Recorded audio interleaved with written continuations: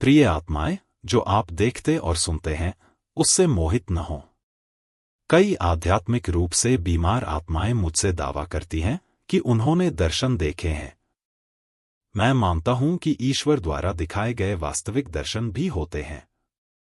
अगले दिन जब वे यात्रा पर थे और उस शहर के पास पहुंचे, तो पैतर्स छठे समय के आसपास छत पर प्रार्थना करने गए। उन्हें भूख लगी और कुछ खाने की इच्छा हुई, लेकिन जब वे तैयारी कर रहे थे तो उन्हें एक दृष्टि हुई और उन्होंने देखा कि आकाश खुला और कुछ बड़े चादर की तरह चार कोनों से जमीन पर लुढ़कता हुआ नीचे आ रहा है। प्रेरितों के काम 10:9-11।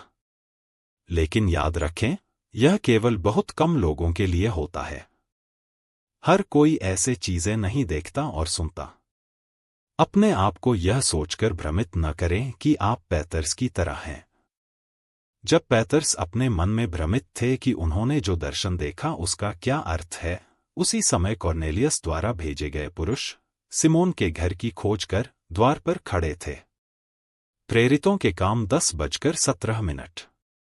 हालांकि कई आत्माएं दुष्ट आत्माओं द्वारा धोखा खाई हैं, जिन्होंने उन्हें गर्व से भर दिया, जिससे वे विश्वास करते हैं, मैं एक विशेष व्यक्ति हूं जो सुन और देख सकता हूं। ऐसी कई आत्माएं बुराई की सेवक बन चुकी हैं। इसलिए कृपया विनम्र बने, क्योंकि झूठे मसीह और झूठे भविष्यवक्ता उठेंगे और बड़े चिन्ह और चमत्कार करेंगे, यदि संभव हो तो चुने हुए लोगों को भी भटका देंगे। मत्ती 24:24।